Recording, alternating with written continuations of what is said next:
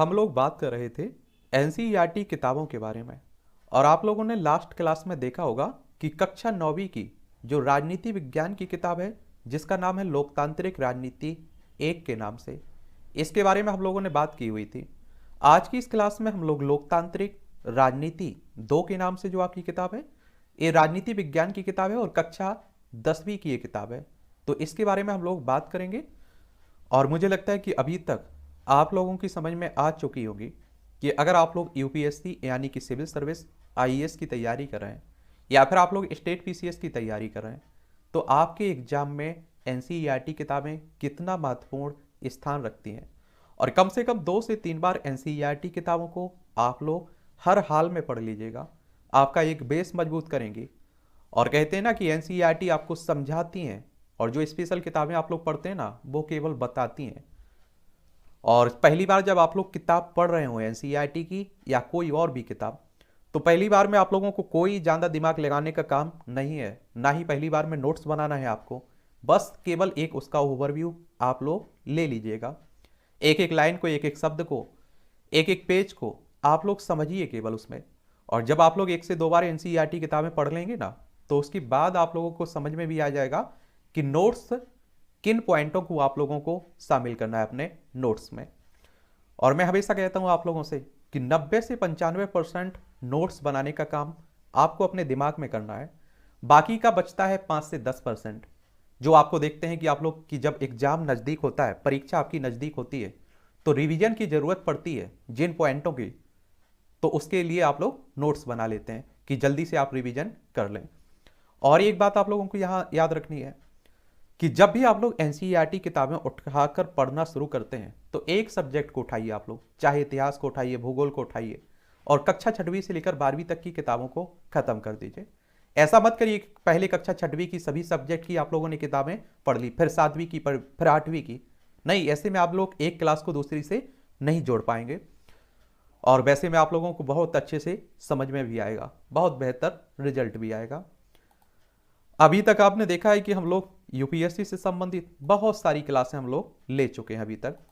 और अगर आपके दिमाग में यूपीएससी से संबंधित कोई भी डाउट है, क्या कोई भी डाउट है, तो एक प्लेलिस्ट सूची बनी हुई है आपकी यूपीएससी एग्जाम के नाम से, इसे आप लोग कवर कर लीजिएगा। और यकीन मानिए आपके हर सवाल का जवाब इसमें बहुत ही आसान शब्दों में दिए गए हैं। एमपीपीएससी वालों, आप लोग एमपीपीएससी एग्जाम के नाम से जो प्लेलिस्ट सूची बनी हुई है, इसे कवर कर लीजिए। और एनसीईआरटी से संबंधित कोई भी डाउट है, तो NCERT books for UPSC PCS के नाम से जो प्लेलिस्ट सूची है, इसे आप लोगों को कवर करना है। जो एनसीईआरटी है वो आप लोग टेलीग्राम पर जाकर डाउनलोड कर सकते हैं, वहाँ सभी डाल दी गई हैं।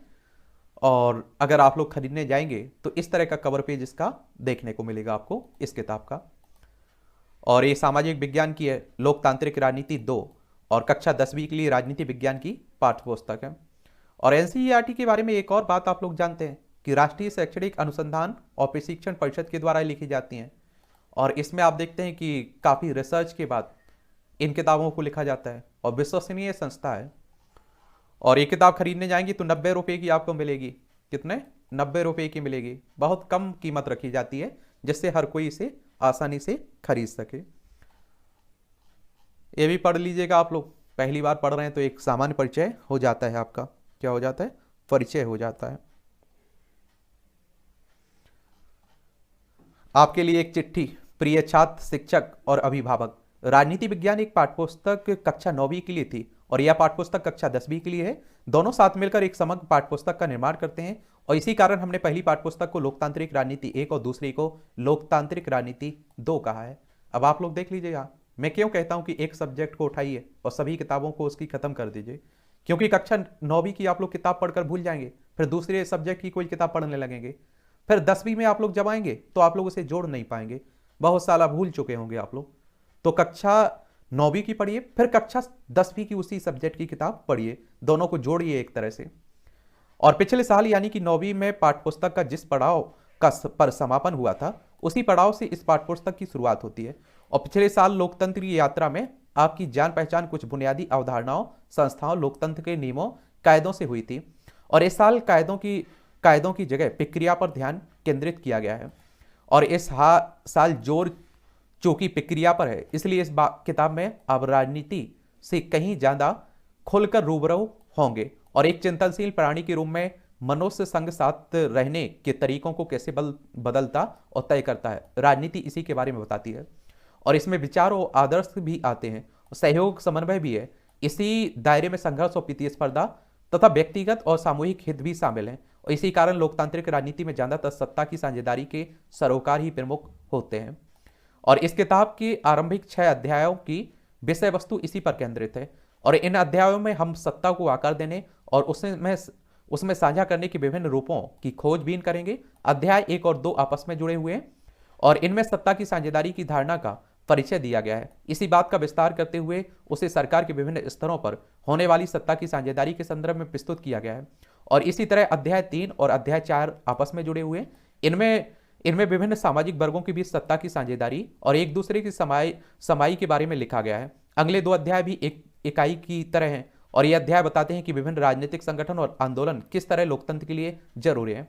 7वें और 8वें अध्याय में आपका सामना उन बड़े सवालों से होगा जिनके साथ हमने पिछले साल इस यात्रा की शुरुआत की थी और 7वें अध्याय में लोकतंत्र के परिणामों का जिक्र दिया गया है और इस अध्याय में चर्चा इस बात की चलाई गई है कि लोकतंत्र में क्या क्या हासिल किया है और क्या कुछ हासिल करना अभी बाकी है।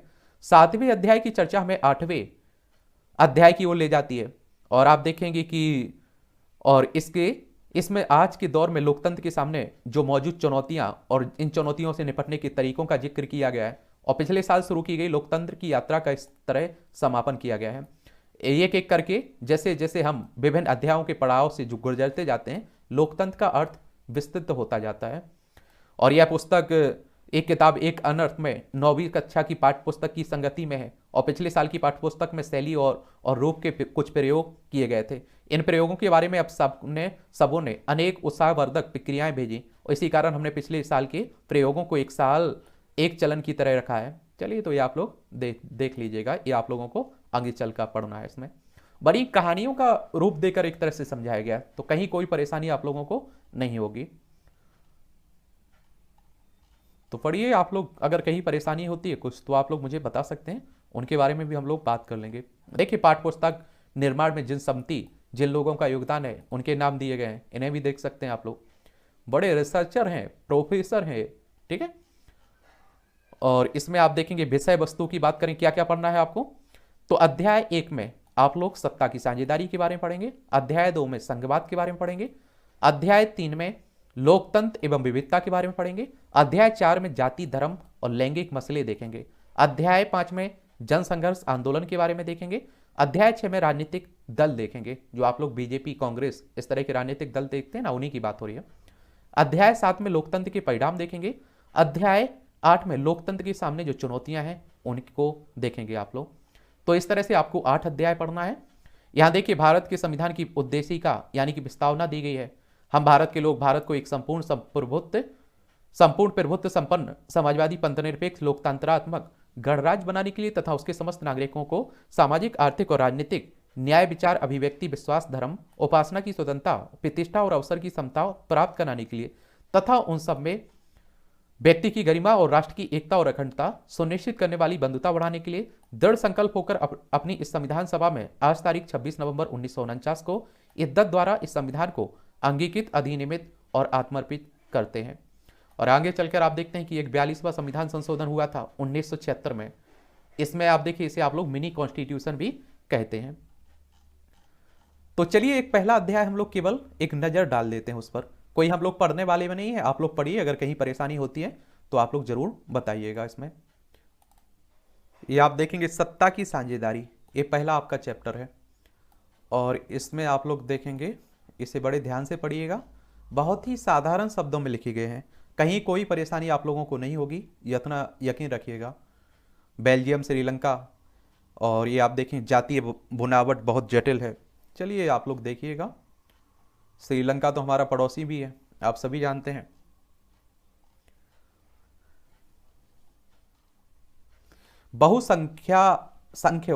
संख्यकवाद, यह मान्यता है कि अगर कोई समुदाय बहुसंख्यक है तो वह अपने मनचाहे ढंग से देश का शासन कर सकता है और इसके लिए वह अल्पसंख्यक समुदाय की जरूरत या इच्छाओं की अवहेलना कर सकता है। लेकिन हमारे देश में नहीं है, हिंदू बहुसंख्यक है लेकिन आप देखते हैं कि हमारे देश में अल्पसंख्यकों का भी ध्यान रखा जाता है। हमारा संविधान से चलता है हमारा देश, आप सभी जानते हैं। गृह युद्ध, किसी मुल्क में सरकार विरोधी समूह की हिंसक लड़ाई ऐसा रूप ले लेती है कि वह युद्ध सा लगे, उसे गृह युद्ध कहते हैं। आप लोग क्या कहते हैं? गृह युद्ध कहते हैं वैसे। ठीक है, तो ये भी आप लोग याद रखिएगा।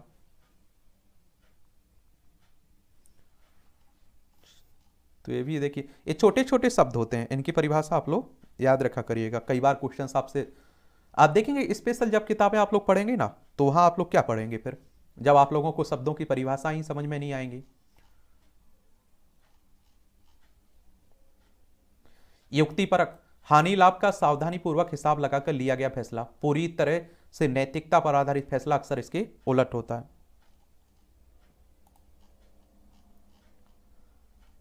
चलिए ये भी देखिए, व्लादिमीर, सत्ता की बागडोर केवल हमारे हाथ में हो, पुतिन, ब्रुस, ये भी आप लोग देखते रहेंगे।